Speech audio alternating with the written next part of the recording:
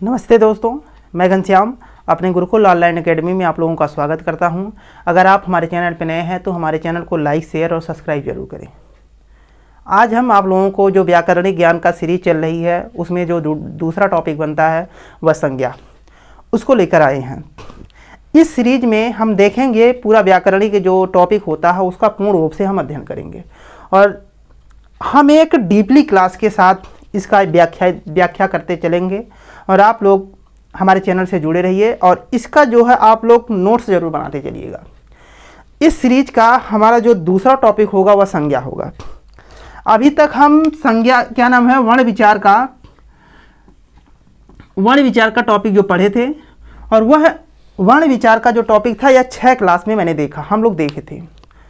उसमें हमने देखा कि कैसे संज्ञा का वर्गीकरण हुआ, सर्वनाम का कैसे वर्गीकरण हुआ, क्या ऊष्म व्यंजन होते हैं, क्या अंतस्थ होते हैं, संयुक्ताक्षर क्या होते हैं और क्या नाम है द्वित्व क्या होता है, इसी प्रकार से अयोगवाह क्या होता है। इसी प्रकार से हम लोगों ने उसमें एक विशेष क्लास के तौर पे उसको देखा था। आज हम उसी क्रम में सीरीज का दूसरा जो टॉपिक सामने आता है खुल के, वह आता है संज्ञा का। संज्ञा को समझने से पहले हम पहले इसकी उत्पत्ति समझ लेते हैं, फिर इसकी परिभाषा देखेंगे, फिर इस संज्ञा का जो वर्गीकरण होने वाला है उसको देखेंगे। तो पहले हम इसकी उत्पत्ति देखते हैं। इसकी उत्पत्ति करने से पहले हम एक ध्यान रखेंगे कि पहले ये जो शब्द संज्ञा है, संज्ञा जो 2 शब्दों से मिलकर बना है। कौन कौन से शब्द से मिलकर बना है तो आप लोग बताएंगे, सम प्लस ज्ञा के योग से मिलकर बना है। और सम का जो अर्थ सामने आता है वह होता है पूर्ण और ज्ञान का शाब्दिक जो अर्थ आता है वह होता है ज्ञान, यानी कि अर्थ बनता है पूर्ण ज्ञान, पूर्ण ज्ञान। लेकिन हमारा जो टॉपिक यह होगा, हम व्याकरणिक अध्ययन करने वाले हैं, तो हमारा जो व्याकरणिक अध्ययन होगा यह पूर्ण ज्ञान तो होगा, लेकिन उसका दूसरा अर्थ सामने खुलकर आता है। उसका जो व्याकरणिक अर्थ क्या होता है इसको देख लेते हैं। व्याकरणिक अर्थ, व्याकरणिक अर्थ, व्याकरणिक अर्थ इसका जो होगा इसका नाम होगा नाम। अब देखिए क्या होगा, नाम। जो हमारे सामने और जो पूरे इस संसार में एक वस्तु का बोध कराने के लिए प्रयोग होने वाला जो शब्द होता है वह संज्ञा होता है।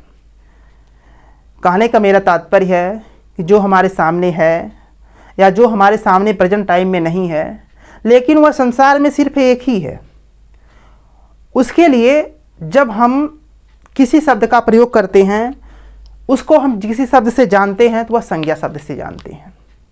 अब वो संज्ञा की परिभाषा हम लोग देखते हैं, फिर उसको स्पष्ट रूप से यह देखने का प्रयास करेंगे कि आखिर संसार में कौन सी ऐसी वस्तु हैं जो क्या नाम है एक हो सकती हैं। तो पहले हम इसकी परिभाषा नोट कर लेते हैं, फिर उसके बाद इसको आगे बढ़ाते हैं। तो हमारी परिभाषा 2 प्रकार से होगी। पहली परिभाषा हम लिखते हैं परिभाषा, हमारी हेडिंग है परिभाषा। एक तो सामने जो नॉर्मली सबको सामने प्रयोग होती है, किसी व्यक्ति, वस्तु, स्थान या भाव का बोध कराने वाले जो शब्द होते हैं उनको क्या कहते हैं, संज्ञा कहते हैं। यह परिभाषा मैक्सिमम ज़्यादा से ज़्यादा सभी लोग बताते हैं और यही परिभाषा सही भी है। तो यह परिभाषा होती है किसी वस्तु।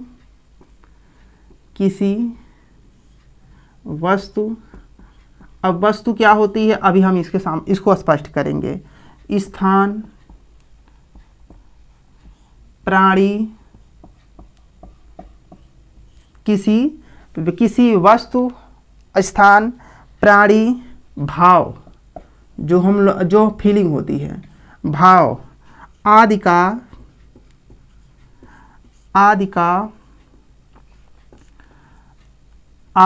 के नाम का बोध कराने वाले शब्द को कराने वाले शब्द को क्या कहते हैं? संज्ञा कहते हैं। संज्ञा कहते हैं। परिभाषा है किसी वस्तु, स्थान, प्राणी, भाव आदि के नाम का जो बोध कराता है, कराने वाले जो शब्द होते हैं उनको क्या कहते हैं? संज्ञा कहते हैं। अब देखते हैं जैसे में, जैसे वस्तु, जैसे पुस्तक का, जैसे पुस्तक का अगर कहने से किसी पुस्तक का बोध होता है उसको हम कहते हैं। ठीक है। जैसे स्थान हो गया, जैसे प्रयागराज, प्रयागराज। और प्राणी जैसे हो गया, जैसे कि कोई भी किसी का नाम होगा, जैसे मोहन। और भाव जैसे हो गया, फीलिंग जो होती है उसी को भाव कहते हैं, जैसे बचपन।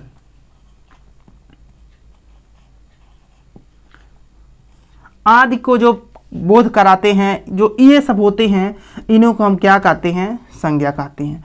पुस्तक कराने से, जैसे कोई पुस्तक होती है, अष्टाध्यायी हो गई, क्या नाम है, महाभारत हो गया, रामायण हो गया, आदि जो होते हैं वो, और कोई स्थान हो गया, प्रयागराज हो गया, इलाहाबाद हो गया जिसे हम कहते हैं, लखनऊ हो गया, दिल्ली हो गया, कुछ भी हो गया, एक का बोध जब कराता है हो जाता है। मोहन हो गया, बचपन होगा। यह हमारी एक परिभाषा होती है, इसको नोट करते हैं। फिर एक परिभाषा और है, उसको भी देख लेते हैं। और हमारी दूसरी जो परिभाषा है उसको देखते हैं। यह परिभाषा होगी संज्ञा। संज्ञा उस विकारी शब्द को कहते हैं, शब्द को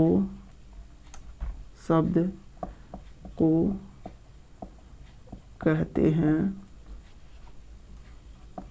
शब्द को कहते हैं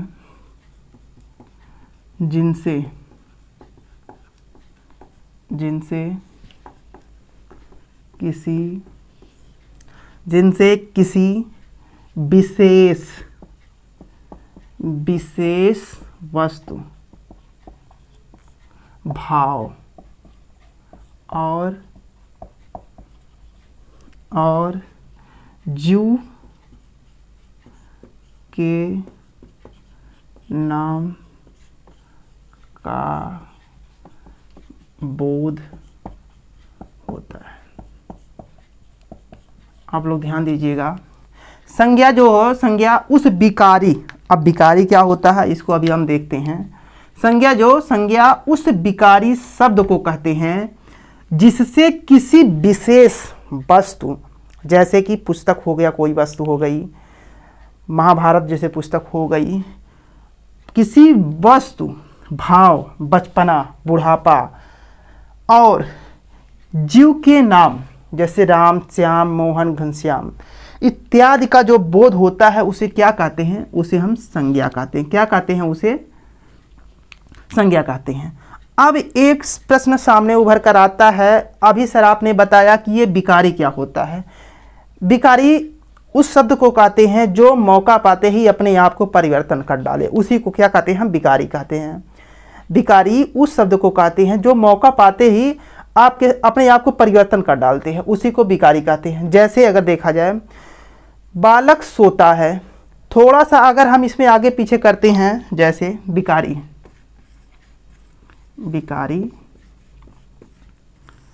शब्द, संज्ञा जो है, संज्ञा उस विकारी शब्द को कहते हैं। संज्ञा एक विकारी शब्द होता है, संज्ञा एक विकारी शब्द होता है, उसी को अब देखिए संज्ञा कैसे विकारी होता है, आप लोग ध्यान दीजिएगा। संज्ञा विकारी शब्द, विकारी शब्द क्या होता है, संज्ञा कैसे विकारी है उसको देखते हैं। जैसे एक वाक्य लिखते हैं, उसको देखते हैं कैसे यह विकारी होता है। जैसे बालक सोता है,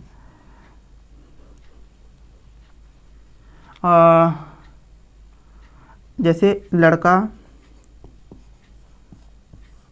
सोता है। यहाँ जो लड़का है यह संज्ञा है। अब देखिए लड़का संज्ञा है। अगर हम इसके वाक्य में थोड़ा सा परिवर्तन कर देंगे तो यह लड़का में इस संज्ञा में इसमें भी परिवर्तन हो जाएगा। जैसे कहते हैं लड़का सोता है, अगर कह दें लड़के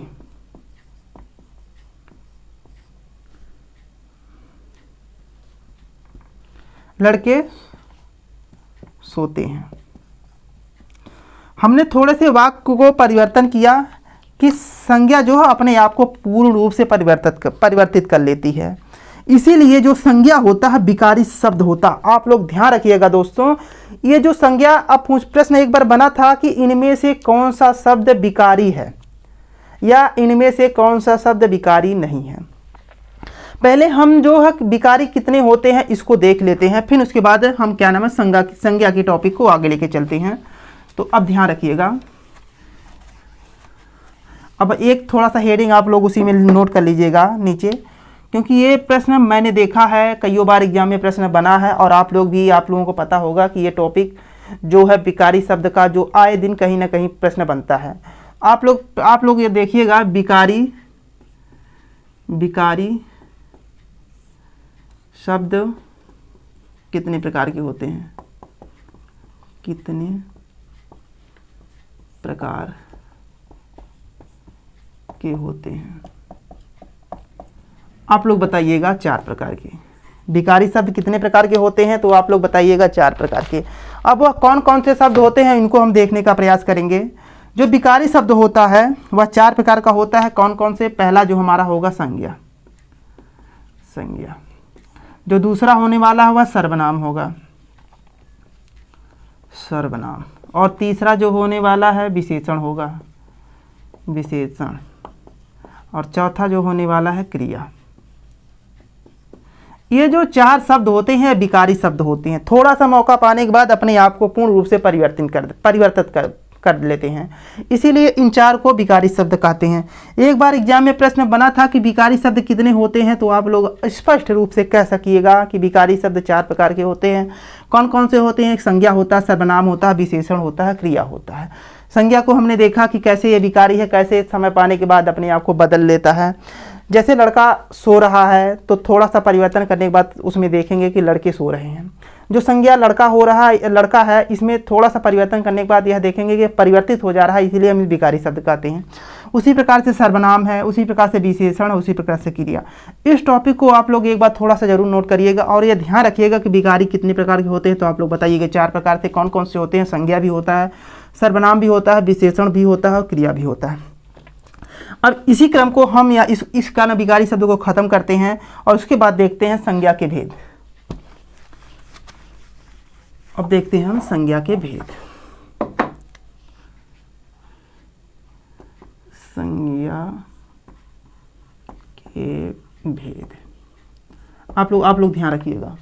संज्ञा के जो भेद, जो बड़े बड़े वैज्ञानिक हैं, व्याकरणाचार्य हैं, उन्होंने संज्ञा के मुख्य रूप से 3 भेद बताया है। लेकिन हम लोग जो है 5 प्रकार का इसका भेद पढ़ते हैं। तो कौन कौन से पढ़ते हैं पहले इसको देखिए।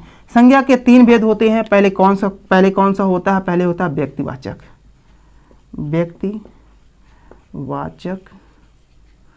संज्ञा, और दूसरा जो इसका भेद हम लोग देखने वाले हुआ जातिवाचक संज्ञा, जातिवाचक संज्ञा, और तीसरा जो होने वाला है यह होने वाला है भाववाचक संज्ञा। और जातिवाचक संज्ञा 2 प्रकार की होती है। कौन कौन सी होती है? पहला जो हमारा होने वाला है, तीसरे के बाद चौथा जो आएगा यह होगा द्रव्यवाचक। द्रव्यवाचक को हम क्या नाम है? पदार्थवाचक के नाम से भी जानते, पदार्थवाचक संज्ञा। उसके बाद हमारा जो है समूहवाचक संज्ञा। जो संज्ञा होती है हमने अभी बताया, परिभाषा हमने देखा, किसी व्यक्ति, वस्तु, स्थान के नाम का बोध जो शब्द कराते हैं उन्हें संज्ञा कहते हैं। लेकिन यह 5 प्रकार से कराता है। जैसे जब किसी एक स्पेशल व्यक्ति, वस्तु, स्थान का बोध होता है तो उसे हम व्यक्तिवाचक संज्ञा में रखते हैं। जब किसी जाति का बोध होता है, संज्ञा से जब किसी जाति का बोध होता है तो वहाँ पर हम जात के वाचक संज्ञा में रखते हैं। जब किसी के व्यक्ति या वस्तु का फीलिंग का बोध होता है, भाव का बोध होता है, तब उसे हम भाववाचक संज्ञा के अंतर्गत रखते हैं। जैसे बुढ़ापा, और उसके बाद जिसे हम द्रव्यवाचक या पदार्थवाचक संज्ञा के बोध कराते हैं। जब ऐसा कोई संज्ञा जो शब्द होता है जिसको नापा जा सके, तौला जा सके का बोध होने लगता है तो उसे हम द्रव्यवाचक संज्ञा के अंतर्गत रखते हैं। और ध्यान रखिएगा, संज्ञा का ऐसा रूप जो जहाँ पर एक समूह का बोध होने लगता है, कि कोई संज्ञा है वो उसको कहने के बाद एक समूह का बोध होने लगता है, तो उसे हम किस में रखते हैं? समूहवाचक संज्ञा के अंतर्गत रखते हैं। तो एक बार फिर से समझिए, संज्ञा की हमने परिभाषा देखा, किसी व्यक्ति, वस्तु, स्थान के नाम को क्या कहते हैं? संज्ञा कहते हैं। संज्ञा को हम 5 प्रकार से जान सकते हैं कि यहाँ पर कौन सी संज्ञा है। अब यह 5 प्रकार की जो संज्ञा होती है, अगर हम किसी के एक वस्तु, स्थान या किसी पुस्तक का नाम बोलते हैं और वह सिर्फ सिंगल एक का बोध कराता है तो उसे हम क्या कहते हैं? व्यक्तिवाचक संज्ञा को कहते हैं।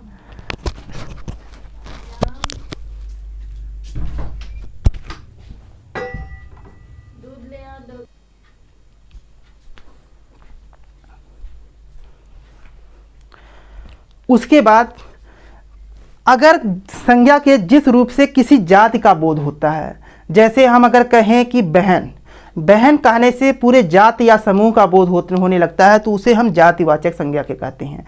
जैसे हम कहते हैं पशु, जिसे हम कहते हैं भाई आदि, जो कहने से एक शब्द का एक समूह का एक जाति का बोध होता है तो उसे हम जातिवाचक संज्ञा के अंतर्गत रखते हैं।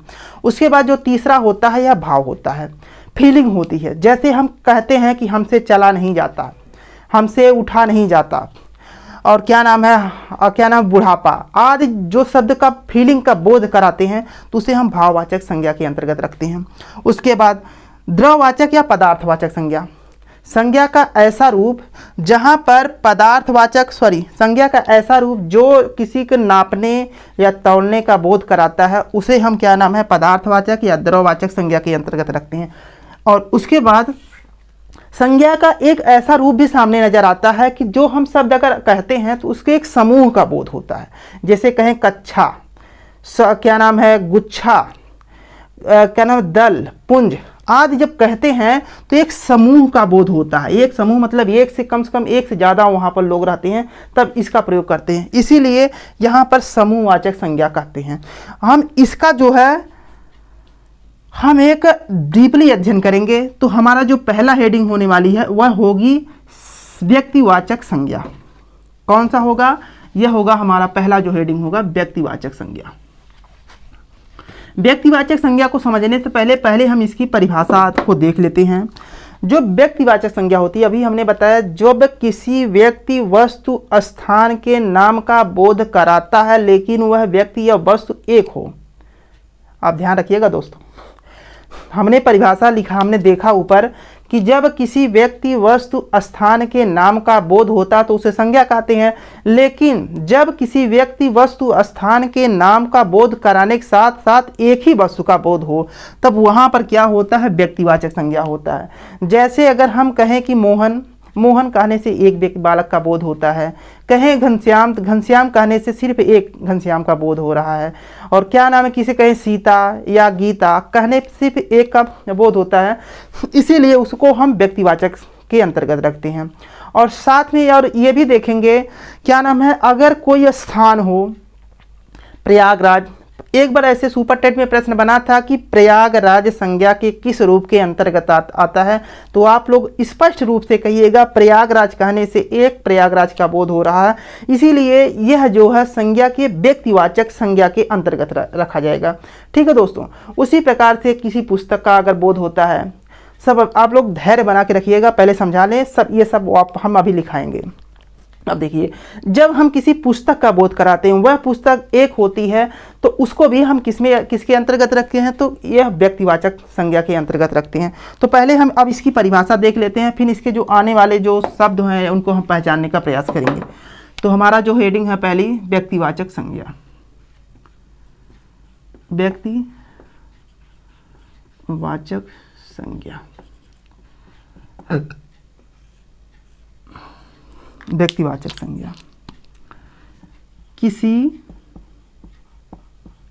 एक व्यक्ति विशेष, किसी एक व्यक्ति विशेष, स्थान विशेष आदि के नाम में व्यक्तिवाचक संज्ञा होता है। आप लोग ध्यान रखिएगा, किसी एक व्यक्ति विशेष, कोई एक व्यक्ति विशेष हो, जैसे राम, श्याम, मोहन, स्थान हो प्रयागराज, दिल्ली, लखनऊ, बनारस इत्यादि, विशेष आदि के नाम को जो व्यक्त करता है, जो संज्ञा में स्पष्ट होता है, उसको क्या कहते हैं, हम व्यक्तिवाचक संज्ञा के अंतर्गत रखते हैं। जैसे मोहन, सोहन, प्रयागराज, दिल्ली। जब हम क्या नाम है परिभाषा देखिए, किसी एक व्यक्ति विशेष, जैसे मोहन हो गया, सोहन हो गया, स्थान विशेष आदि के नाम का जो व्यक्त करता है उसे क्या कहते हैं, व्यक्तिवाचक संज्ञा। स्थान जैसे दिल्ली हो गया, प्रयागराज एक बार प्रश्न बना था कि प्रयागराज संज्ञा के किस रूप में आएगा, तो प्रयागराज संज्ञा के व्यक्तिवाचक संज्ञा के क्या अंतर्गत आता है।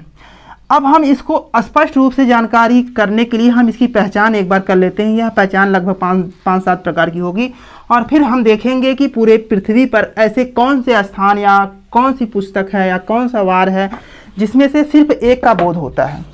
तो हम इसकी पहचान करते हैं। तो हमारा जो हेडिंग होने वाला पहचान,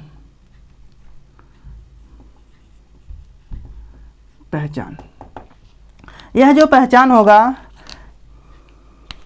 इसको पहचान में इसको नोट करिए कि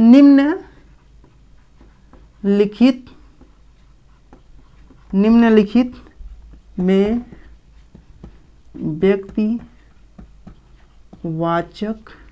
व्यक्तिवाचक संज्ञा होता है। अब कहाँ पर ऐसा है जहाँ पर एक व्यक्ति का बोध होता है कि मतलब आपकी व्यक्तिवाचक संज्ञा होगा। पहला होने वाला जो हमारा हेडिंग है, पर्वत के नाम, पर्वत का नाम। पूरे पृथ्वी पर अगर देखा जाए कोई पर्वत है और उस पर्वत का कोई नाम है, स्पेशल नाम है, तो उसको हम क्या नाम है, व्यक्तिवाचक संज्ञा के अंतर्गत रखते हैं। जैसे अगर हम कहें हिमालय कहने से एक हिमालय का बोध हो रहा है, वह पर्वत है, लेकिन उसको कहने से एक हिमालय का बोध होता है, इसीलिए हम उसको जो है क्या नाम है, व्यक्तिवाचक संज्ञा के अंतर्गत रखते हैं। जैसे पर्वत का नाम, कौन कौन से पर्वत जैसे हो सकते हैं, हिमालय हो गया,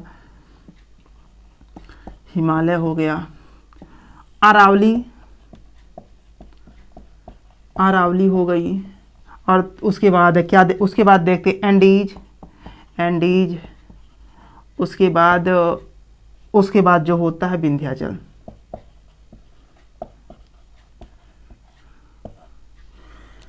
इसको कहने से सिर्फ एक पर्वत का बोध होता है। अगर हम कहें एंडीज पर्वत, तो आप लोग बताएंगे ये जो पर्वत है यह एक है, पूरे पृथ्वी पर एक ही पर्वत है जिसको हम एंडीज पर्वत के नाम से जानते हैं।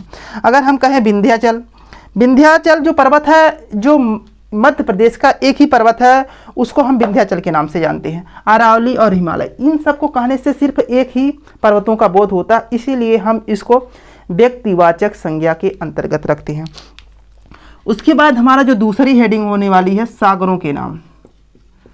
सागरों के नाम, कोई ऐसा सागर जो पृथ्वी पर मौजूद हो लेकिन वह एक हो। जैसे अगर हम कहें प्रशांत महासागर, महासागर, अरब सागर,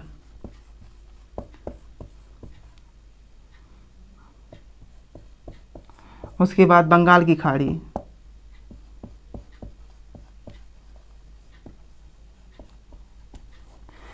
इससे कहने से सिर्फ एक ही महासागर या अरब सागर या बंगाल की खाड़ी का बोध हो रहा। इसीलिए सागरों के नाम में जो एक का बोध होता है वहाँ पर कौन सा क्या होता है, संज्ञा किस रूप में लिखा जाता है, तो व्यक्तिवाचक यह होता है। उसके बाद जो तीसरा होने वाला है हेडिंग, पुस्तकों के नाम। पुस्तकों के नाम, जो हमारे पास पुस्तक है वह पुस्तक हमारी एक है, उसको हम किस में रखते हैं, व्यक्तिवाचक के अंतर्गत रखते हैं। जैसे अगर पुस्तक के नाम में अगर आ जाए रामायण, रामायण, महाभारत, महाभारत, उसके बाद आ जाए अष्टाध्यायी आदि, जब हम शब्दों का प्रयोग करते हैं तो वो कहने का तात्पर्य एक हो जाता है। मतलब महाभारत कहें तो एक ही महाभारत है, उसको हम कहने का बोध होता है। रामायण कहें तो रामायण जो एक ही पुस्तक का बोध होता है। अष्टाध्यायी कहें तो क्या नाम है, एक ही किताब का बोध होता है। इसीलिए इन सब को हम किसके अंतर्गत रखते हैं, तो व्यक्तिवाचक संज्ञा के अंतर्गत रखते हैं। उसके बाद हमारा हेडिंग होने वाला है, चौथी हमारी हेडिंग होगी माह या वार के नाम।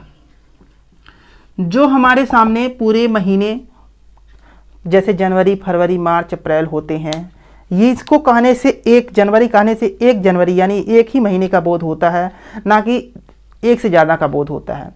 और वार मतलब कोई त्यौहार अगर होता है, जैसे दिन होते हैं रविवार, सोमवार, मंगलवार, बृहस्पतिवार, कहने से एक ही का बोध होता है। इसीलिए इनको हम किसके अंतर्गत रखते हैं, व्यक्तिवाचक संज्ञा के अंतर्गत रखते हैं। जैसे रविवार, रविवार, उसके बाद हो गया अगस्त, और कोई क्या नाम हो गया, रजमान। एक जो मुसलमान में त्यौहार मनाया जाता है उसको एक ही का बोध होता है। इसीलिए इन सबको हम क्या नाम, माह या वार के नाम को किस में रखते हैं, व्यक्तिवाचक संज्ञा के अंतर्गत रखते हैं। उसके बाद जब कोई हम किसी देवी देवता का नाम लेते हैं, जैसे अगर हम कहें लक्ष्मी, लक्ष्मी कहने से सिर्फ हमें एक देवी का बोध होता है। इसीलिए इनको हम किसके अंतर्गत रखते हैं, तो आप लोग स्पष्ट रूप से बताइएगा कि यह जो है देवी देवता के नाम के, देवी देवता राक्षस, देवी देवता राक्षस या मनुष्य के नाम, मनुष्य के नाम। अगर हम किसी देवी या देवता का नाम लेते हैं, जैसे हम कहें लक्ष्मी, अगर किसी देवता के नाम लेते हैं ब्रह्मा, विष्णु, महेश, अगर किसी राक्षस का नाम लेते हैं हिरण्यकश्यप, अगर किसी मनुष्य का नाम लेते हैं श्याम, मोहन को इत्यादि का नाम लेते हैं, वह सिर्फ एक का बोध कराता है। इसीलिए उसको भी हम किस में रखते हैं, तो वह व्यक्तिवाचक संज्ञा के अंतर्गत रखते हैं। जैसे लक्ष्मी, लक्ष्मी, उसके बाद सरस्वती, सरस्वती, उसके बाद है कृष्ण, राम, मोहन, कंस इत्यादि का जब हम नाम लेते हैं तो एक का बोध होता है। इसीलिए हम इसको किसके अंतर्गत रखते हैं, तो आप लोग स्पष्ट रूप से बताइएगा, व्यक्तिवाचक संज्ञा के अंतर्गत रखते हैं। अब देखते हैं हमारी जो हेडिंग होने वाली है, कोई ग्रह है, कोई नक्षत्र है, कोई उपग्रह है, जब हमको कहते हैं तो ये कब होता। अगर जो हमारे जो ग्रह हैं, कितने ग्रह हैं, वह 8 ग्रह हैं। बुध, शुक्र, पृथ्वी, मंगल, बृहस्पति इत्यादि जो हैं, उनको जब हम कहते हैं तो एक का बोध होता है ना। जैसे हम कहें मंगल, मंगल ग्रह जो पूरे ब्रह्म हमारे जो सौरमंडल में एक ही है, इसीलिए इसको भी हम किसके अंतर्गत रखते हैं, व्यक्तिवाचक संज्ञा। आप लोगों से प्रश्न पूछ सकता है कि ये बताइए जो मंगल ग्रह है या चंद्रमा उपग्रह है, इसको हम संज्ञा के किस रूप में रखें। तो आप लोग वहाँ पर कन्फ्यूजन मत पालिएगा। जहाँ पर एकल वस्तु का बोध होता है उसको हम व्यक्तिवाचक संज्ञा के अंतर्गत रखते हैं। जो हमारी होने वाले हमारी हेडिंग है ग्रह, उपग्रह और नक्षत्र का नाम किसके अंतर्गत आएगा, तो आप लोग बताइएगा व्यक्तिवाचक। जैसे पृथ्वी,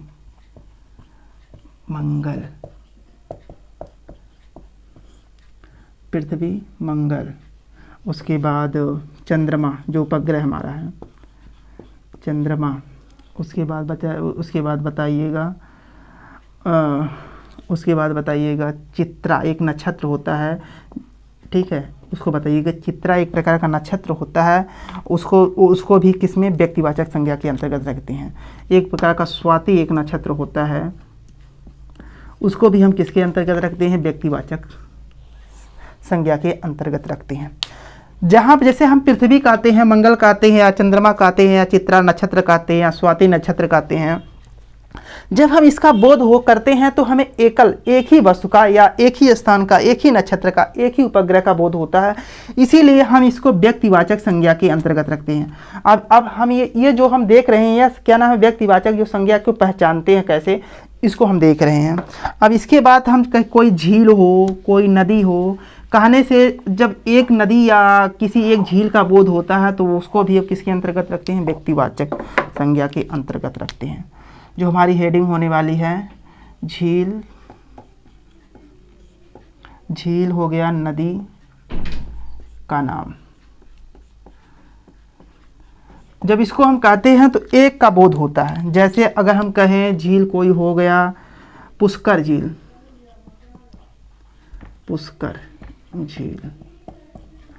और उसके बाद डल झील। अगर हम किसी नदी का नाम ले तो गंगा, यमुना और आदि।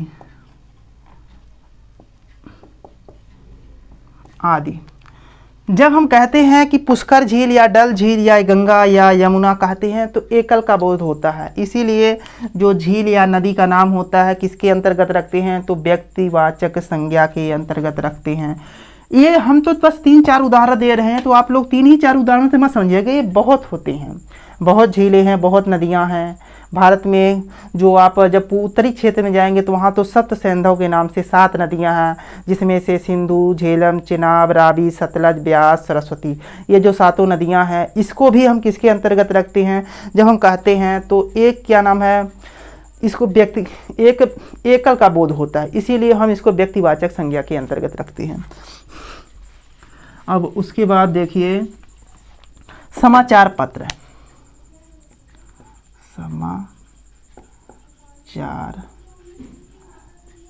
का नाम। अगर कोई भी ऐसा समाचार पत्र है जो एक हो, जैसे हम कहते हैं दैनिक जागरण, और जैसे हम कहते हैं क्या हिंदुस्तान, और जैसे हम कहते हैं कोई पत्रिका हो गई, पंजाब केसरी हो गई या हंस हो गया, जब हम इसको कहते हैं तो एकलता का बोध होता है, एक ही होता है। दैनिक जागरण कहने से एक ही दैनिक जागरण का प्रसारण होता है, इसीलिए हम इसको किसके अंतर्गत रखते हैं, तो व्यक्तिवाचक संज्ञा के अंतर्गत रखते हैं। जैसे हो गया दैनिक भास्कर, उसके बाद हो गया पंजाब केसरी,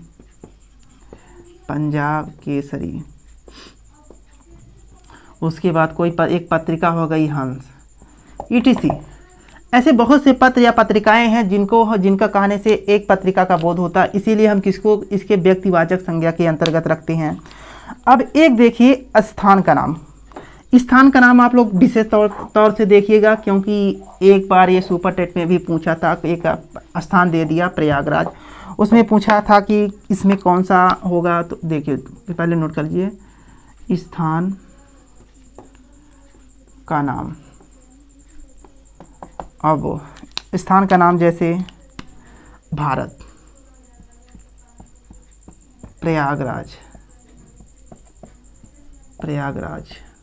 दिल्ली, ETC कोई भी स्थान हो सकता, जिसके कहने से सिर्फ एकलता का बोध। अगर भारत कहें तो पूरे विश्व में एक ही भारत है, वो हमारा प्यारा भारत है। और अगर प्रयागराज कहें तो एक ही प्रयागराज है, जिसे हम उसको इलाहाबाद भी कहते हैं, प्रयागराज भी कहते हैं। उसके बाद दिल्ली कहें तो हमारे भारत में एक ही दिल्ली है। इसीलिए इसको कहने से एकलता का बोध होता है। इसीलिए यहाँ पर व्यक्तिवाचक संज्ञा होता है। ये इस प्रकार से हमने देखा कि जो व्यक्तिवाचक संज्ञा है कहाँ पर कैसे होता है, इसकी हमने पहचान किया।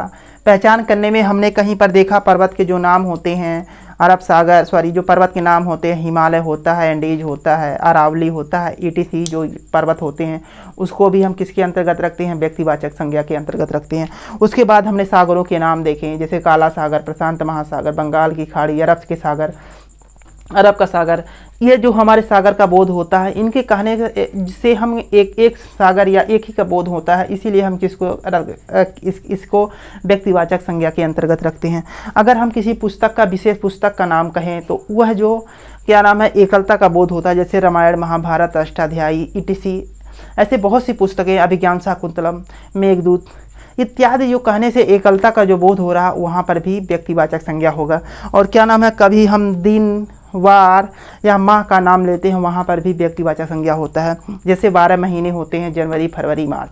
अगर हम जनवरी कहते हैं तो हमें एक महीने का बोध होता है, ना कि एक से ज़्यादा महीने का बोध होता है। इसीलिए इसको हम व्यक्तिवाचक संज्ञा के अंतर्गत रखते हैं। जैसे हम माह का, जैसे हम कहते हैं वार, मतलब सोमवार, मंगलवार, बृहस्पतिवार, ये जो सप्ताह के दिन होते हैं, ये भी व्यक्तिवाचक संज्ञा के अंतर्गत रखते हैं।